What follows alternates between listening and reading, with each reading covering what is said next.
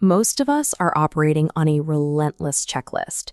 We wake up, we optimize, we hustle, we survive. We know exactly how to succeed, but somewhere in that blur of constant motion, the actual experience of living gets entirely replaced by the logistics of existing. There is a French phrase that sits completely outside this mindset, and it doesn't even have a direct translation in English: savoir-vivre. Literally, it means knowing how to live. It is a philosophy of taste, intention, and quiet elegance, a specific skill set for finding richness in the daily routine. And when you look closely at what that actually looks like in practice, you realize true elegance is defined by the moments you choose to stop rushing through. The easiest place to see this is right at the start of the day. The French approach to getting dressed relies on a philosophy often called effortless chic. The goal is to dress for yourself, selecting clothes that make you feel centered, rather than dressing to impress an audience. That mindset runs entirely counter to the cycle of fast fashion. Instead of a closet overflowing with cheap, trendy options, the preference is for a few well-cut, high-quality pieces. Psychologically, having fewer choices directly reduces decision fatigue, which immediately lowers morning stress. This is a deeply ingrained aesthetic. A well-tailored dress or quality coat is selected for the person wearing it and worn repeatedly without apology. When you select your clothes with that kind of intention, getting dressed becomes a small, daily act of self-respect, and that alters how you carry yourself for the next 12 hours. Then the workday begins. In many cultures, telling someone you are incredibly busy is a badge of honor. In France, being overly busy is viewed quite differently. It suggests that you have poor priorities and don't know how to manage your time. This refusal of the endless hustle is literally written into the structure of society.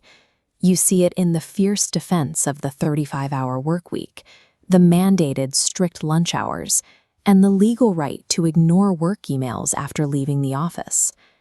And during those breaks, you find the spatial opposite of the modern office, the Café Pause, a public space where you exist entirely without a laptop, without an agenda, without needing justification.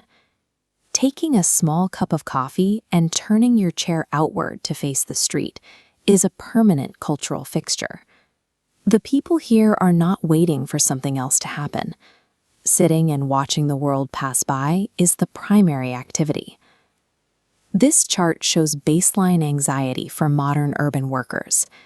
Without regular, unstructured breaks to alleviate cognitive load, anxiety sits incredibly high. But for people inhabiting social spaces without an agenda, this second column reveals a significant drop. Unstructured breaks actively repair the nervous system. The ideal isn't to do the most things, it's to do what matters, fully, and stop. Because a life spent endlessly performing productivity is not a life actually lived. That same mentality extends into the evening. At home, cooking is rarely treated as a rigid domestic chore. A French home cook feels their way through a meal. They taste as they go, they adjust, and improvise rather than strictly following a recipe. Cooking becomes a daily act of creativity, and studies on everyday creative acts, even small ones that require no special talent or audience, show they reliably yield higher levels of personal well-being and lower stress. Then there is the well-documented French paradox. The cultural diet is incredibly rich in butter, heavy cheeses, and wine, yet it exists alongside much lower rates of cardiovascular disease than we see in countries with highly restrictive diets. This health outcome is a product of psychology. Slow, attentive eating allows the pleasure of the meal to be experienced completely. Without the weight of guilt, the cycle of shame and restriction never takes root. Finally, the day ends with the famous nighttime skincare routine. In behavioral psychology, this is known as a keystone habit, a small, consistent routine designed to anchor a much larger shift in the nervous system. Taking 5 or 10 quiet minutes for yourself every evening serves as a direct biological signal to your body. It communicates that the day is officially closing and that you deserve rest. If you string all these moments together, you arrive at a second untranslatable phrase, joie de vivre, the joy of living. It is a baseline delight in being alive that never relies on chasing massive, extraordinary achievements.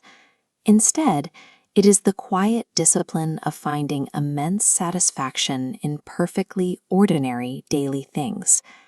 The morning light, a conversation that goes longer than planned, or the intricate, beautiful details of a neighborhood bakery on a random Tuesday.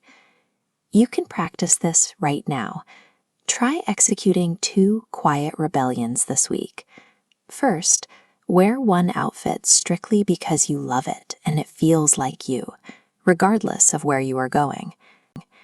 Second, find 20 minutes to sit in a public space and do absolutely nothing productive. Third, eat one thing you truly love with complete presence and zero guilt. And finally, identify just one task in your day that you are doing purely out of habit rather than choice, and simply stop doing it. Savoir-vivre isn't about perfection. It is a decision made quietly every day to treat your own life as something worth doing well. You don't have to wait for your circumstances to become extraordinary before you enjoy them. A completely ordinary moment is entirely enough.